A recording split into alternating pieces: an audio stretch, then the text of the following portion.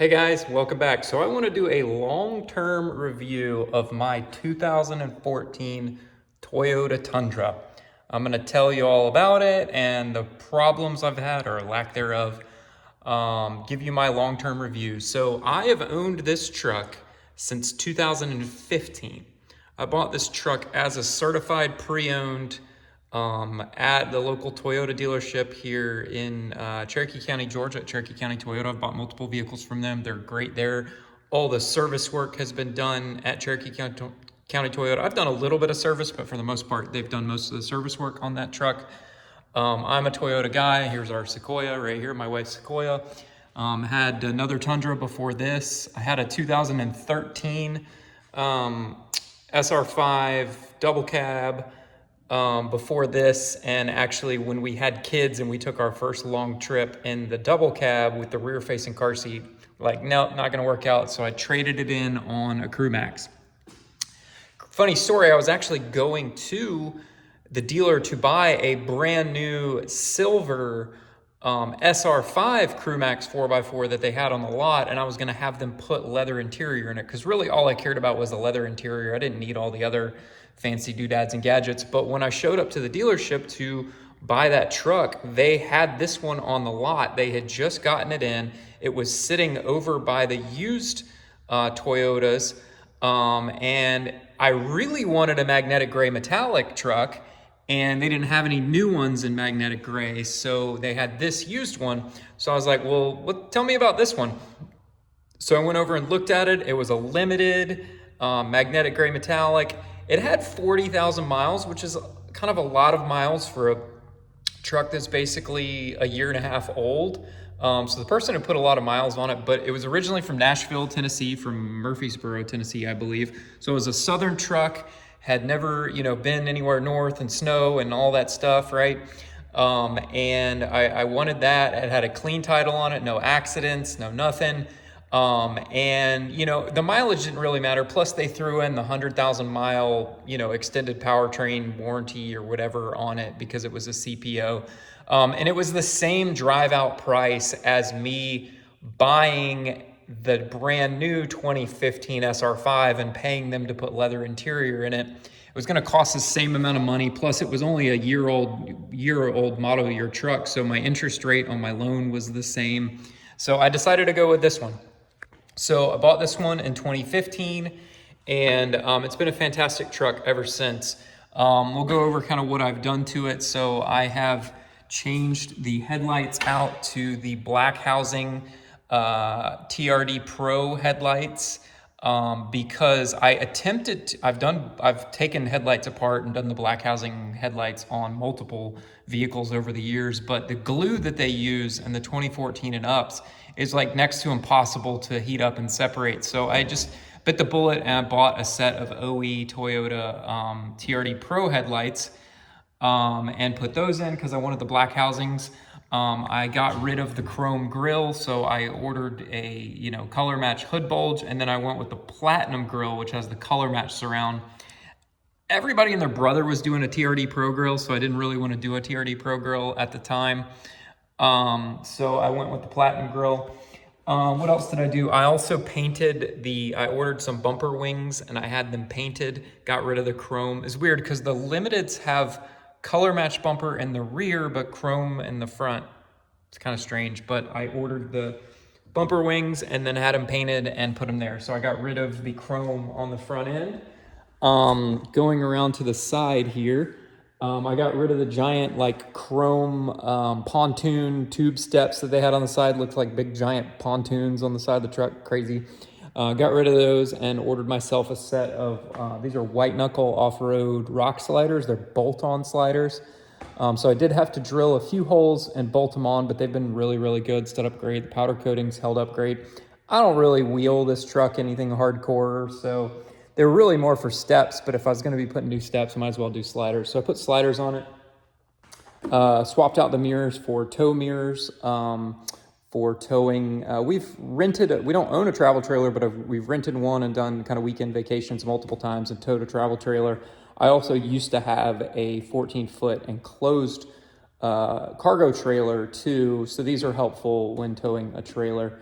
So I got those immediately when I bought it. I ordered a Lear cap.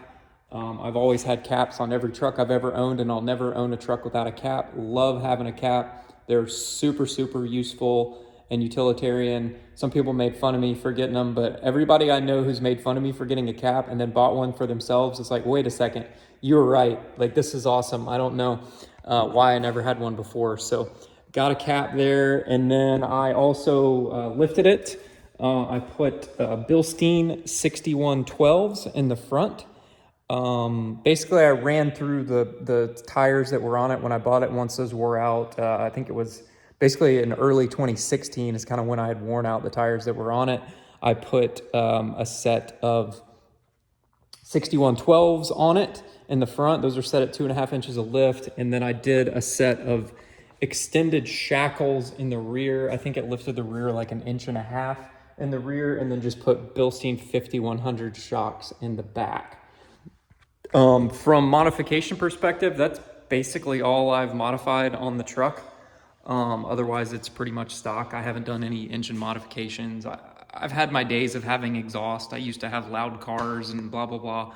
I don't want a loud car anymore. I guess I'm getting old. I'm 39 years old this year. Like, I don't want a loud car anymore. So never put exhaust on it, never put an intake on it or anything. It's all OE stuff. It's been a great truck.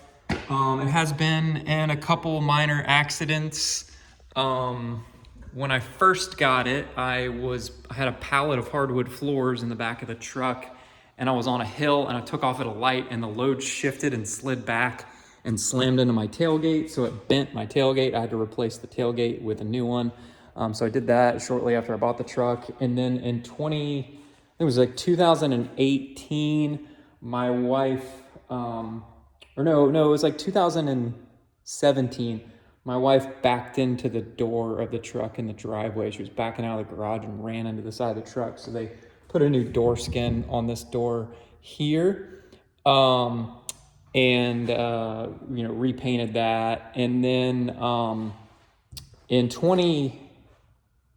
late 2017, summer of 2017, some guy at work was backing out of his parking spot and backed out really fast, didn't look behind him. I was coming down the aisle, and he backed into the side of the truck, and he put like a scuff on my wheel. It totaled his Ford Focus, but he put a scuff on my wheel, and then there was like a tiny little ding like right here that they were able to PDR and pull the dent out, and then just polish it out. And then there was a scratch on the bumper wing, so they took this bumper wing and repainted it. But otherwise, that was the extent of their repairs. They didn't have to do anything crazy to repair it. It was a pretty simple and easy repair, but it totaled his Ford Focus. So anyways, let's talk about problems I've had with this truck. So this truck now has 188,000 miles on it. Like I said, when I bought it in 15, it had 40,000 miles on it. I think it had 41 technically. And it's been a good truck. I never had, on my old truck, my 2013, I had the cam tower seal leak at around 20,000 miles. This truck never had the cam tower seal leak. I think that Toyota fixed it in the manufacturing process some point in like 2013. That was around the time. I did have the rough start flex fuel issue with this truck, but I didn't have that flex fuel issue until 2020. So I went a number of years and never had the flex fuel rough start issue with this truck. I did have it on my 13. They did the reflash and fixed it, and it was fine. But I finally had it in 2020. I was running on that old map for a long time, and then I finally had it in 2020. I took it up to Toyota. They did the reflash on it. I had to pay for the reflash because it was out of warranty at that point. But they did the reflash and it fixed it, no problem. I didn't have to, they recommended I replace the fuel pump, but I told them no. And it's been fine ever since. That was 4 years ago, and I've been driving it ever since, no problems. What have I replaced on this truck? So I have done obviously replaced the OE battery not long after I bought the truck at about 45,000 miles. The original battery went out. Replaced it with a AGM like platinum battery from Advanced Auto Parts. That battery ran up until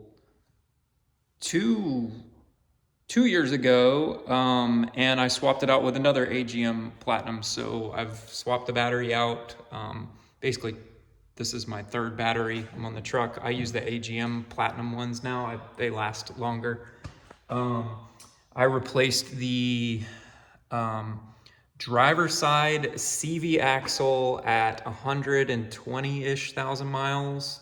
It was starting to click. The boot was fine. The boot wasn't damaged at all, but it was starting to click a little bit. So I replaced the driver side CV axle, and then at 170,000 miles, like last summer, I replaced the passenger side CV axle. It sucks because we were actually at the beach, and on the way to the beach, the boot had ripped. Because when we got to the beach, I noticed the grease in my wheel and got up under there, and the boot had ripped. And at the time, we were staying up in Corova Beach, which is 4x4 area. There's no paved roads. You're just driving on sand. So sand got in the CV joint, and it sounded like, it sounded terrible. So I actually drove the truck down to Kill Devil Hills, and I had a shop down there change out the passenger side CV axle in Kill Devil Hills while I was there, because I didn't want to drive home and have that thing just grenade on me, because it sounded awful with all that sand that had gotten in there. So replaced that. Last summer, I had the radiator cap crack. All of a sudden one day, my temp gauge was like bouncing around like crazy. Ran up to Toyota, they checked it, the radiator cap had cracked and was leaking a little bit and was letting some air in the system. So they replaced the radiator cap and they bled the system out. They did a coolant flush for free. They didn't even charge me for the coolant flush. They literally charged me like 12, whatever the radiator cap cost, 12 or $17 or something. They put a new radiator cap on it. They flushed all the coolant, burped the system out for me, and sent me on my way. And then I've replaced the serpentine belt twice. And the reason I've done it twice is because the first time it needed to be replaced, I couldn't get an OE Toyota belt. They were on back order. So I replaced it with a like Dayco from the auto parts store. And that belt only lasted like less than a year, and it started chirping and squeaking again. So you can check out my other videos. I replaced it again with an OE Toyota belt, and at the same time, I also decided to replace the tensioner bearing pulley too at the same time. Other issues with the truck, I just had my first major problem with the truck just last week. I had the brakes fail on me. I was sitting at a traffic light and all of a sudden my brake pedal got really mushy and like I had to push it all the way down to the floor to get it to stop. I was sitting at a traffic light and I started kind of creeping forward and I was like, what's going on? So I pumped the brakes and it would build pressure back up and then it would lose pressure again. So fortunately I was like a mile away from the Toyota dealership. So I just drove straight to Cherokee County Toyota. This was 3 o'clock in the afternoon, dropped the car off, and then we couldn't get an OE. It turned out it was the brake master cylinder was bad. We couldn't get an OE master cylinder. They're indefinitely on back order. They don't know when they're going to be in. So we replaced it with an aftermarket one so I could have my truck back in a couple days. So I did replace that last week. And then I did the brakes again. Never had any real problems with the brakes other than just replacing them. I just did finally replace the original OE rotors this past week. They recommended that it was time to change the pads anyways. And I said, well, I've resurfaced those rotors 2 or 3 times now. So let's go ahead and replace the front rotors with OE rotors and OE ceramic pads. So those are all good, but I've never had any other brake issues on the truck. Just had the master cylinder done. I did do a transmission flush at around 100,000 miles. I think it was like 110,000 miles. I had them. Technically, this is a sealed lifetime transmission, but you should still change the fluid out. So I had them run it through they pump the fluid and do a fluid exchange. So they did that on this truck around 100,000 miles. So I'm probably due to do that here again. I need to take the Sequoia and have it done because it has we just got the Sequoia like a month ago. It has 126,000 miles on it. So I'm gonna actually take it this next week and get the transmission flushed out. Anyways, so done the plugs, all the normal standard scheduled maintenance on this truck. But from a catastrophic failure perspective, the only issue I've had was the master cylinder just recently, last week at 188,000 miles. So the original master cylinder lasted till then. Like I said, driver's side CUV axle went to 120, and this one went to like 170. So otherwise, those are the only issues that I've replaced. I do have like a tiny little slop in my steering, and if, from my understanding, it's the universal joint on the lower on the lower steering. So there's like two pieces of the steering shaft. It's the lower intermediate shaft, I think is what they call it, or something. But there's a little bit of slop in that U joint, but it's been like that literally since 120,000 miles, and it's never gotten worse. It still feels exactly the same. It's only like at full lock. When you're close to full lock, you can kind of feel just a little bit of play in it. But otherwise, like I said, I've been driving that for 50,000 miles and it's never gotten any worse. It still feels the same. I could replace that intermediate shaft if I wanted to. It's like a $170 part or something like that, but I just haven't really got around to it. And it's not really that much of a priority because it's really not a huge deal. I plan on driving this truck for many, many years to come. Don't want to get rid of it. I love this truck. It's been a fantastic truck. Love to keep it. Nowadays, it was garage kept at our old house, and then when we built this house, I built a big enough garage where I've got plenty of room to park it in here, and we can park the Sequoia in the garage here too. And we got room for a third project car one day, but I'll have to kick my wife's gym out down to the basement or something. So anyways, wanted to do that review on the Tundra. It's been a fantastic truck. And look forward to driving it for many, many years to come. It's nice to have a paid for truck too. I was looking at some of the new ones. The new ones are super pretty, but they're having issues with that new engine, catastrophic failures. Plus, I don't really want a car payment. I haven't had a car payment in a long time, and I don't really want a car payment. It's nice having a paid for truck, so I'll continue driving that for years to come. So, all right, stay tuned. We got some more mods coming for the Sequoia. I'm going to put some Bilstein 6112s on the front. Put the tandem off-road spacers in the back because this is a platinum with the airbags, so you have to use the spacers to lift it. So I'm going to lift it a little bit and put just a slightly larger tire on there, and then it's pretty much done. Oh, and I got to dechrome it. I've got a little bit more chrome left to get rid of. But other than that, then the Sequoia will be done, and we'll drive this for years to come too. So thanks for checking out the video. Talk to y'all later. Bye.